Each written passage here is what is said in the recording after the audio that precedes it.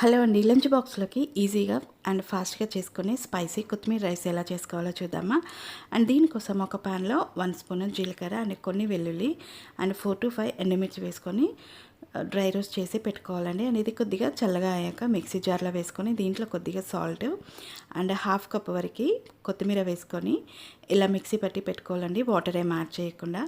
And ఇప్పుడు ఒక ప్యాన్లో కొద్దిగా ఆయిల్ వేసుకొని దీంట్లో జీలకర్ర, ఆవాలు అండ్ సన్నగా కట్ చేసుకున్న వెల్లుల్లి కూడా వేసుకొని ఒక 1 మినిట్ వరకు ఫ్రై చేసుకున్నాక దీంట్లో సన్నగా కట్ చేసుకున్న ఆనియన్ కూడా వేసుకొని కొద్దిగా ఫ్రై అయ్యాక దీంట్లో కొద్దిగా పసుపు యాడ్ చేసుకొని మనం ముందుగా ఫ్రై చేసుకున్న కొత్తిమీర పేస్ట్ని కూడా దీంట్లో వేసుకొని ఒక 1 మినిట్ వరకు ఇలా ఫ్రై చేసుకొని మనం ముందుగా కుక్ చేసి పెట్టుకున్న రైస్ని కూడా యాడ్ చేసుకొని సాల్ట్ వేసుకొని మొత్తం ఇలా మిక్స్ చేసుకుంటే ఎంతో టేస్టీ అయిన కొత్తిమీర రైస్ అయితే రెడీ అయిపోతుందండి.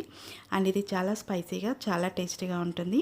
అండ్ ఈ రెసిపీ మీకు నచ్చితే ప్లీజ్ నా ఛానల్ని సబ్స్క్రైబ్ చేయండి. అండ్